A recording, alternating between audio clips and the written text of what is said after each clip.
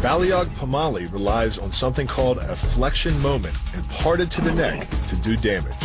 An average man's neck can withstand about a 140 foot-pound flexion moment. Beyond that, soft tissue and even vertebrae can be crushed. By bringing your weight down fast, this move could easily deliver twice that amount of force. And it wouldn't just end a fight, it could leave your... By bending the elbow across the fulcrum of your hips, you're subjecting the weak joint to the leverage of two strong forces. The pull of your thighs on his shoulder and your hands on his wrists. As little as 1,000 pounds of force can be enough to destroy the elbow. The leverage of the armbar can supply much more than that.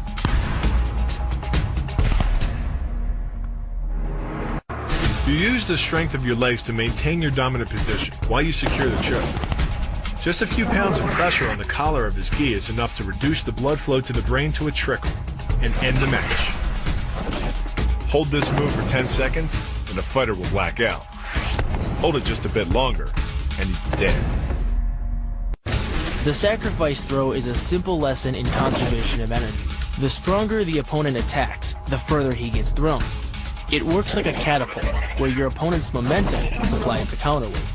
The faster he's going, the further he's going to fly, and the harder he's going to land. The throw works just like a crowbar, where your leg is the lever and your hip is the fulcrum.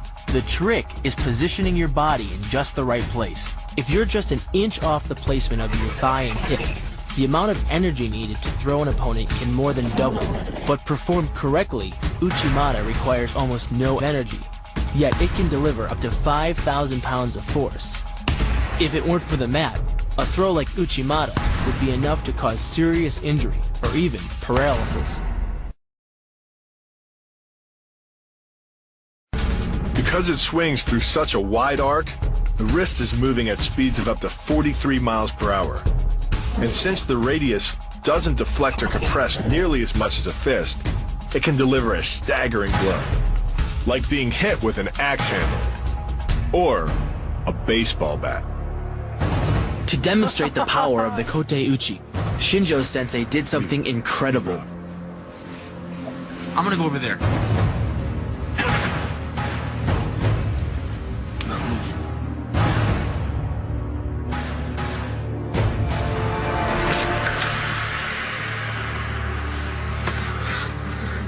Don't do that to me, please. Look at that. That's crazy. You should have felt the power of his hit. Just holding it. I mean, I've held on to 350-pound men in football, and I could barely hold the bat when his wrist came through there. It came through with such power and force and just shattered this thing like a toothpick. Unbelievable. In a fight, this move could easily generate enough force to crush the soft tissue of an... But the key is rotating your fist 180 degrees right before it strikes the intended target. The twisting snap of the arm maximizes the speed of the punch and magnifies the force of the blow by concentrating the impact on the first two knuckles of your hand. Done correctly, it can deliver as much energy as a bowling ball dropped from the top of a house, more than enough to cause soft tissue damage or break a rib. The block works by taking the opponent's blow at an angle, which deflects the energy of the blow away from the vulnerable torso. The harder you block, the further his blow will be deflected, and the more open he'll be to a counter-strike. Because the area of impact is focused on a small part of the foot, it magnifies the force of the blow, making it capable of dropping 1,000 pounds of force on your head. It's like getting whacked in the head with a Louisville Slugger. The kick's power comes from the snap of the knee. The snap is created when the quadricep, the largest muscle in the body, contracts and pulls the tendon connecting to the foot over the knee. Using the knee as a pulley, the strength of the quad is enough to accelerate your foot to speeds close to 30 miles per hour.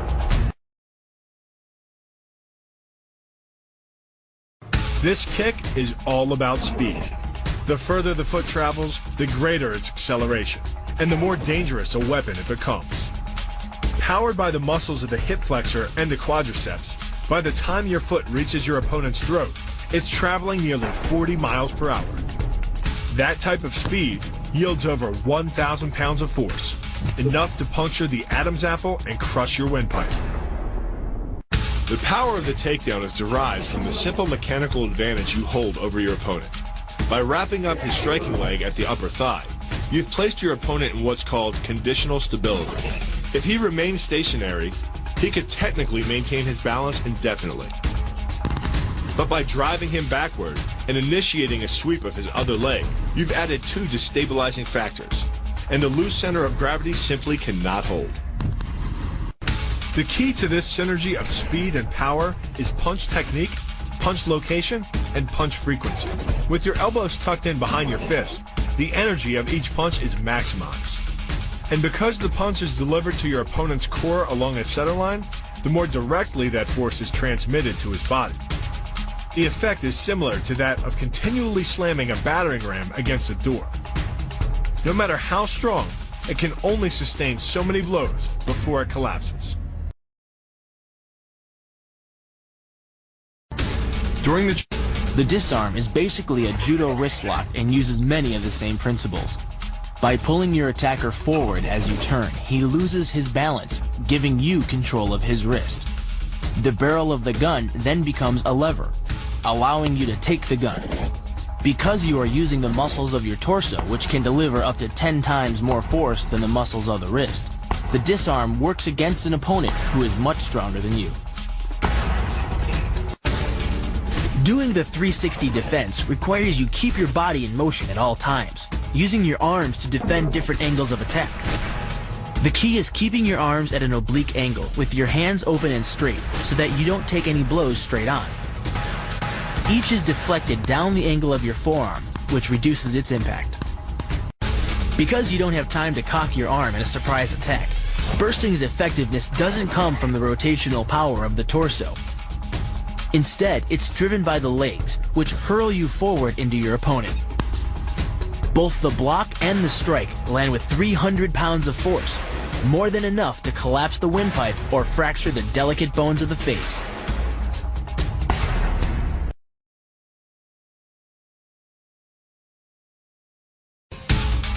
But the real damage from the knee bar doesn't come from gravity.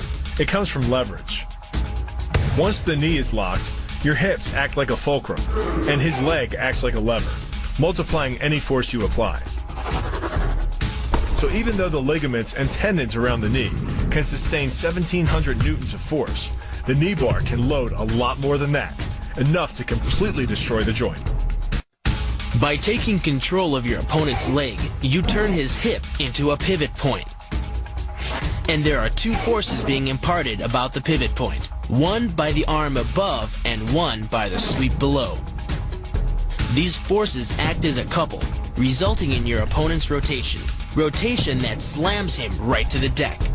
And given the speed of rotation and the force of gravity, that impact could cause permanent injury. The key to the reap is to get your opponent's center of mass outside his stability zone. To do that, the Marine pushes his opponent at a location above the center of mass, while using his sweeping leg to create a tripping point, which is below his opponent's center of mass. Once the loss of stability has occurred, gravity does the work, and the damage. On the ground and on his back, your opponent is now vulnerable to any number of finishing strikes. Working much like a nutcracker, your forearm and biceps apply pressure to your opponent's carotid arteries. Located on either side of the trachea, these two arteries are the only way to get blood to the brain. It can take less pressure than squeezing an orange to stop the flow of blood to the arteries. And with no blood flow, the brain shuts down almost instantly. Fight over. It's only 5 to 8 seconds and then they're knocked out. And as soon as you release it, the blood will come back to their head. We don't teach air chokes in the Marine Corps because it's like a 15 to 20 seconds for an actual air choke to actually take effect, whereas a blood choke is quick and fast.